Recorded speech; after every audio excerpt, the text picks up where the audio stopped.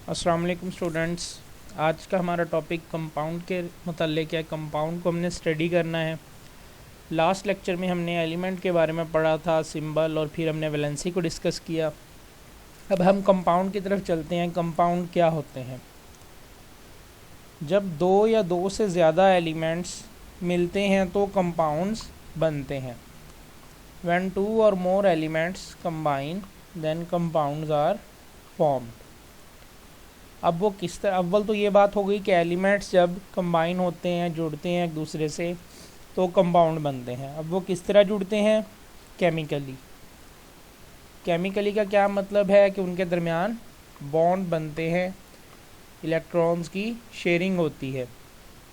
तीसरी बात कि कंपाउंड जो होता है उसमें फिक्स रेशो में बनता है, हमेशा रेशो फिक्स होती है। फिक्स रेशो का क्या मतलब है? हमारे पास फॉर एग्ज़ाम्पल H2O है, वाटर, ये एक कंपाउंड है। अब इसमें 2:1 है, 2 हाइड्रोजन है, 1 ऑक्सीजन है। जब भी ये रेशो 2:1 होगी तब ये वाटर कहलाएगा। अगर रेशो चेंज होगी, फॉर एग्ज़ाम्पल हम H3O लिख देते हैं, ये 3:1 हो जाएगा, तो ये कभी भी वाटर नहीं कहलाएगा। वाटर की एक फ़िक्स रेशो है जो कि 2:1 है। इसी तरह हमारे पास कार्बन डाइऑक्साइड है जो कि 1:2 में आ जाती है। हमारे पास 1 कार्बन है और 2 ऑक्सीजन है। इस तरह हर एक चीज़ की रेशो फिक्स है। जो भी कंपाउंड होगा उसकी रेशो फिक्स होगी। फिक्स रेशो के अलावा कंपाउंड जो है वो कभी भी नहीं बनेगा। अब कंपाउंड की क्या डेफिनेशन होगी? When two or more elements chemically combine in a fix ratio then compound is formed. जब दो या दो से ज़्यादा एलिमेंट्स केमिकली कंबाइन होते हैं, एक दूसरे के साथ बॉन्ड बनाते हैं और एक फ़िक्स रेशो में बनाते हैं, तब हमारे पास जो कंपाउंड है वो बनता है। अब इसके बाद एक और बात कंपाउंड के बारे में की गई, वो ये की गई कि जो एलिमेंट्स आपस में जुड़ रहे हैं, कंबाइन हो रहे हैं, लूज़ देयर प्रॉपर्टीज़, वो अपनी प्रॉपर्टीज़ को लूज़ कर देते हैं। इस बात का क्या मतलब है? हम एक इक्वेशन से इसे समझ लेते हैं कि जो एलिमेंट्स मिलके कंपाउंड्स बना रहे हैं वो अपनी प्रॉपर्टीज़, अपनी खसूसियात लूज़ कर देते हैं। वो कैसे? हम कहते हैं कि हमारे पास हाइड्रोजन गैस है और दूसरी हमारे पास ऑक्सीजन गैस है। ये दोनों जब केमिकली कंबाइन होते हैं तो हमारे पास वाटर बनता है, H2O बनता है। अब हाइड्रोजन यहाँ पर एक गैस है, ऑक्सीजन भी यहाँ पर एक गैस है। इसकी प्रॉपर्टीज़ और हैं, इसकी प्रॉपर्टीज़ और हैं, लेकिन जब ये मिलके वाटर बना देते हैं तो वाटर एक लिक्विड है। तो यहाँ पर ये दोनों गैसेस थी, यहाँ पर लिक्विड है और उससे बिल्कुल मुख्तलिफ है। मतलब ये जो यहाँ पर इनकी अपनी प्रॉपर्टीज़ थी एलिमेंट्स की, वो इन्होंने लूज़ कर दी और यहाँ पर ये नई प्रॉपर्टीज़ वाला एक कंपाउंड बन गया। यहाँ पर इनके मेल्टिंग पॉइंट, बॉइलिंग पॉइंट और थे, यहाँ पर इसका मेल्टिंग पॉइंट और बॉइलिंग पॉइंट और होगा, क्योंकि गैसेस की प्रॉपर्टीज़ और होती हैं, लिक्विड की प्रॉपर्टीज़ और होती हैं। तो एलिमेंट्स लूज़ देयर प्रॉपर्टीज़ का मतलब क्या है कि जो एलिमेंट्स की अपनी खसूसियात थी जुड़ने से पहले, कंपाउंड बनाने से पहले, वो उन्हें लूज़ कर देते हैं और जो कंपाउंड बनता है उसकी प्रॉपर्टीज़ नहीं होती हैं। नेक्स्ट, उसके बाद जो बात की गई वो ये कहा गया है कि कंपाउंड को हम can not be broken down into its constituent elements. Can not be broken down into its constituent element. इस बात का मतलब ये है, कॉन्स्टिट्यूएंट एलिमेंट कहते हैं जिनसे मिलकर बना हो। अब H2O हमने ये डिस्कस किया, H2O अब हाइड्रोजन और ऑक्सीजन से मिलकर बना है। वो कहते हैं can not be broken down by simple physical means. आम फिज़िकल मेथड से आप इसको दोबारा वापस हाइड्रोजन और ऑक्सीजन में कन्वर्ट नहीं कर सकते। फिज़िकल मेथड्स कौन से होते हैं? आम मेथड जैसा कि उसमें फिल्ट्रेशन आ जाता है। अब अगर हम बात करते हैं कि हमने वाटर लिया है, उसमें हमने सैंड को मिक्स कर दिया, रेत को मिक्स कर दिया, फिर अगर हम उसे फ़िल्टर करेंगे, जब हम फ़िल्टर कर लेंगे तो जो हमारे पास सैंड है वो फ़िल्टर पे रह जाएगी और जो हमारे पास वाटर है प्योर, वो हम उसे अलग कर लेंगे।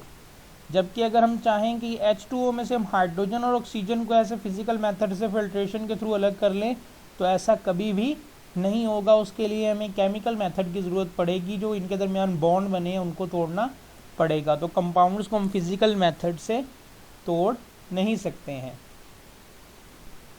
उसके बाद एग्जाम्पल है, हम एग्जाम्पल डिस्कस कर लेते हैं। सबसे पहले CO2 कार्बन डाइऑक्साइड की एग्जाम्पल दी गई है कि ये हमारे पास एक कंपाउंड है, ये कार्बन और ऑक्सीजन के मिलने से बना है।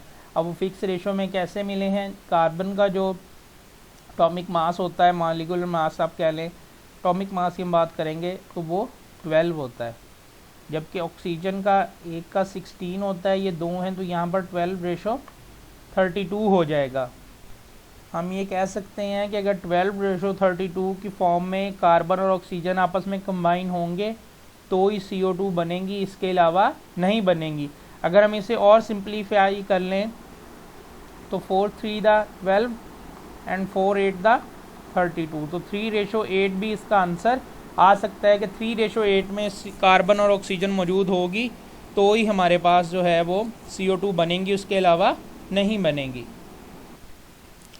दूसरी एग्जाम्पल जो दी गई है वो वाटर की दी गई है। हाइड्रोजन का एक का जो मास होता है वो 1 होता है, अब यहाँ पर 2 हैं तो ये 2 हो जाएगा। रेशो ऑक्सीजन की हमने भी बात की, ऑक्सीजन का 16 होता है, तो 2:16 अगर होंगे तो ये वाटर बनेगा। अगर हम इसे मज़ीद सिंप्लीफाई कर लें तो ये 1:8 हो जाएगा कि इस कंपोजिशन में, इस रेशो में अगर हाइड्रोजन और ऑक्सीजन होंगे तो ही हमारे पास वाटर जो है वो कंपाउंड बनेगा, इसके अलावा कोई भी रेशो हो कंपाउंड नहीं बनेगा। इसके बाद है कि कंपाउंड्स कितनी तरह के होते हैं, उनकी टाइप्स कितनी तरह की हैं। उन पर जाने से पहले हम एक बार दोबारा इसको देख लेते हैं कि हमने क्या क्या पढ़ा है।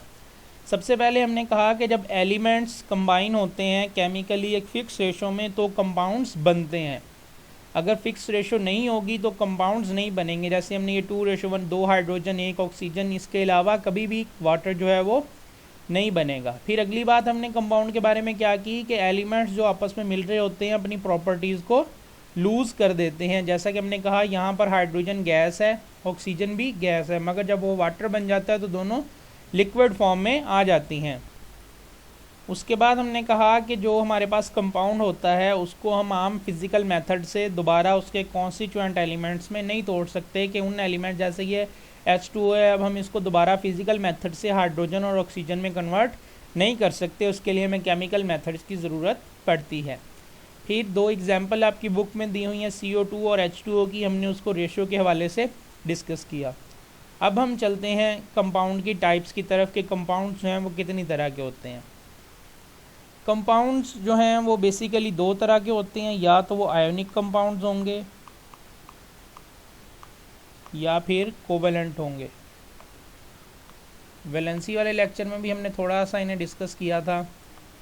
आयोनिक कंपाउंड्स वो जो इंडिपेंडेंट फॉर्म में नहीं होते, इंडिपेंडेंट मतलब कभी भी अलग अलग नहीं रह सकते, हमेशा जो है अपोजिटली चार्ज आइंस एक दूसरे को अट्रैक्ट करते हैं। तो क्या होगा कि अगर आपके पास कोई पॉजिटिवली चार्ज आइन है तो उसके इर्द गिर्द सारे नेगेटिव चार्ज वाले उसे अट्रैक्ट कर रहे होंगे। इसी तरह अगर कोई नेगेटिव चार्ज वाला है तो वो कौन उसे अट्रैक्ट करेगा, उसे पॉजिटिव चार्ज वाले अपनी तरफ अट्रैक्ट करेंगे। वो कभी भी इंडिपेंडेंट फॉर्म में अकेला कभी भी नहीं होगा।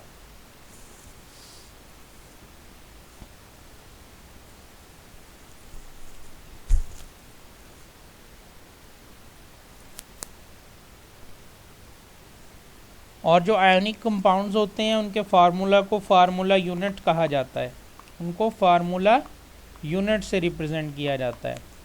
जबकि हम कोवेलेंट की तरफ जब आते हैं तो कोवेलेंट में जो आइंस हैं वो प्रेजेंट नहीं होते, उनमें इलेक्ट्रॉन शेयर होते हैं, शेयरिंग की वजह से बॉन्ड जो है वो बनते हैं। ये आइंस की नहीं बल्कि मॉलिक्यूल की फॉर्म में मौजूद होते हैं, जबकि आयोनिक कंपाउंड में आइंस होते हैं। आयोनिक कंपाउंड्स के फार्मूला को फार्मूला यूनिट कहते हैं, जबकि कोवेलेंट कंपाउंड्स के फार्मूला को मॉलिक्यूलर फार्मूला कहा जाता है। आयोनिक कंपाउंड्स को फार्मूला यूनिट से हम रिप्रेजेंट करते हैं, जबकि कोवेलेंट कंपाउंड को हम मॉलिक्यूलर फार्मूला से रिप्रेजेंट करते हैं, क्योंकि वो मॉलिक्यूल की फॉर्म में मौजूद होते हैं। अब हम इनकी एक एग्जांपल देख लेते हैं कि आयोनिक कंपाउंड्स कैसे एक दूसरे को अट्रैक्ट करते हैं और जो हमारे पास कोवेलेंट कंपाउंड्स हैं वो किस तरह से बनते हैं। लास्ट लेक्चर में भी हमने सोडियम क्लोराइड वाली एग्जांपल को डिस्कस किया था कि हमारे पास सोडियम जो होता है उसमें 11 इलेक्ट्रॉन होते हैं। तो उसका अगर हम ड्रा करें तो ये न्यूक्लियस, फर्स्ट शेल में उसके 2 इलेक्ट्रॉन होते हैं।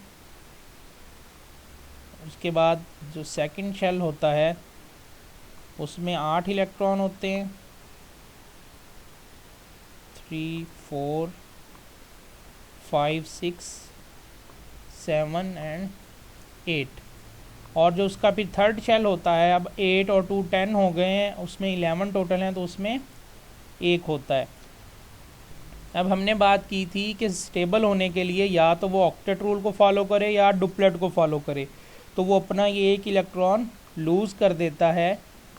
पीछे उसमें कितने इलेक्ट्रॉन बच जाते हैं? 10 इलेक्ट्रॉन बच जाते हैं। और उसका ये जो लास्ट वाला शेल है ये ख़त्म हो जाता है, हम इसको रिमूव कर लेते हैं ऐसे ही दोबारा ड्रा करने के बजाय। जो उसका लास्ट शेल है वो रिमूव हो जाता है और वो सोडियम आयन में कन्वर्ट हो जाता है। इसी तरह क्लोरीन में हमने बात की थी कि 17 इलेक्ट्रॉन होते हैं और उसे 1 इलेक्ट्रॉन चाहिए होता है। जब 1 इलेक्ट्रॉन उसमें ऐड हो जाता है तो उस पर नेगेटिव चार्ज आ जाता है, वो Cl नेगेटिव बन जाता है और सोडियम पे पॉजिटिव चार्ज होता है। तो ये दोनों अपोजिटली चार्ज एक दूसरे को अट्रैक्ट करते हैं और इनके दरमियान बॉन्ड बन जाता है और सोडियम क्लोराइड बन जाता है। ये एक आयोनिक कंपाउंड की एग्जाम्पल है। इसी के साथ दूसरी एग्जाम्पल आपकी बुक में KBr लिखा गया, उसमें पोटाशियम पे पॉजिटिव चार्ज होता है और ब्रोमीन पे नेगेटिव चार्ज होता है। ये दोनों एक दूसरे को अट्रैक्ट करते हैं। उसके बाद एक एग्जांपल K2SO4 की दी गई है, उसमें भी पोटाशियम पे जो होता है पॉजिटिव चार्ज होता है और सल्फेट पे नेगेटिव चार्ज होता है। ये तो था आयोनिक कंपाउंड। अब अगर हम कोवेलेंट की बात करें कि जिसमें आयंस नहीं बनते, उसमें क्या होता है?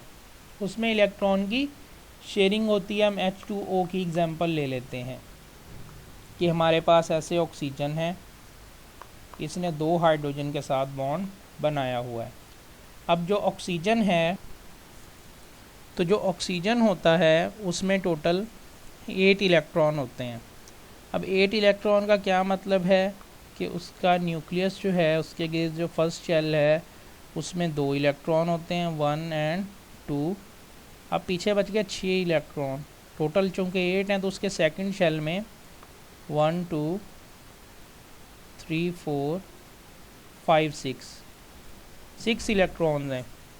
तो उसे स्टेबल होने के लिए 8 चाहिए आखिरी शेल में। तो वो 8 के लिए क्या करता है? अब दूसरी साइड पे जो हमारे पास ये ऑक्सीजन की बात हो गई, ये ऑक्सीजन आ गया। अब दूसरी साइड पे हमारे पास हाइड्रोजन मौजूद है, हाइड्रोजन में 1 इलेक्ट्रॉन होता है और इसी तरह दूसरा हाइड्रोजन है उसमें भी 1 ही इलेक्ट्रॉन होता है। अब ऑक्सीजन को स्टेबल होने के लिए 2 इलेक्ट्रॉन चाहिए, तो वो इसको, ये जो न्यूक्लियस है ये पॉजिटिव चार्ज है, ये इसको अपनी तरफ अट्रैक्ट करता है और इसको भी अपनी तरफ अट्रैक्ट करता है। तो इनका ये इलेक्ट्रॉन इस शेल में भी रिवॉल्व करता है, जिसकी वजह से ऑक्सीजन के भी 8 इलेक्ट्रॉन्स पूरे हो जाते हैं और ये हाइड्रोजन भी स्टेबल हो जाते हैं और हमारे पास H2O जो है वो बन जाता है। आयोनिक कंपाउंड्स में हमने देखा था कि वहाँ पर आयंस बन रहे हैं, जबकि जो कोवेलेंट कंपाउंड है उसमें शेयरिंग हो रही है। यहाँ पर आयंस जो हैं वो बिल्कुल नहीं बनते। अब हम आपकी बुक से देख लीजिए, जो हैं एग्जांपल्स मैंने आप लोगों को समझाने के लिए इस तरह से बना के ड्रा करके बताई हैं। बुक में इस तरह से नहीं दी हुई, वहाँ पे जस्ट थ्योरी के फॉर्म में लिखा हुआ है, तो आपने भी बुक को ही फॉलो करना है। ये डायग्राम जैसे बनाने की आपको ज़रूरत नहीं है। तो हम बुक से देख लेते हैं, एक बार रीड आउट कर लेते हैं। तो स्टूडेंट्स, ये आपकी बुक का पैराग्राफ है, 2 पैराग्राफ जो हमने आज पढ़े कंपाउंड के। इसमें सबसे पहले कंपाउंड की डेफिनेशन बताई गई है कि कंपाउंड क्या है। Compound is a substance. Compound एक सब्सटेंस है मेड अप ऑफ 2 और मोर एलिमेंट्स, जो 2 या 2 से ज़्यादा एलिमेंट्स जब केमिकली कंबाइन होते हैं फिक्स रेशो में। हमने ऊपर स्टार्ट में तीनों बातें की, फिक्स रेशो बाय मास, तो कंपाउंड जो है वो बनता है। उसके बाद नेक्स्ट जो बात हमने डिस्कस की वो ये की थी कि एलिमेंट्स जो हैं अपनी प्रॉपर्टीज़ को लूज़ कर देते हैं। Elements lose their own properties और एक नया सब्सटेंस बनाते हैं, नया कंपाउंड बनाते हैं, एंड प्रोड्यूस न्यू सब्सटेंस, और उसकी जो प्रॉपर्टीज़ होती हैं बिल्कुल मुख्तलिफ होती हैं। हमने यहाँ पर बात की थी कि यहाँ पर जो हमारे पास ये दोनों गैसेस हैं, ऑक्सीजन और हाइड्रोजन, जबकि ये H2O हमारे पास लिक्विड है, उसकी प्रॉपर्टीज़ बिल्कुल ही मुख्तलिफ हैं। वही बात इधर हो रही है कि that have entirely different properties. जो कंपाउंड हमारे पास बनता है उसकी प्रॉपर्टीज़ बिल्कुल ही मुख्तलिफ होती हैं। उसके बाद हमने डिस्कस किया था कि कंपाउंड जिन चीज़ों से बना है उसमें हम आम फिज़िकल मेथड से उसे नहीं तोड़ सकते। Compounds can't be broken down into their constituent elements bye simple physical method. Simple physical method से हम उसे नहीं तोड़ सकते।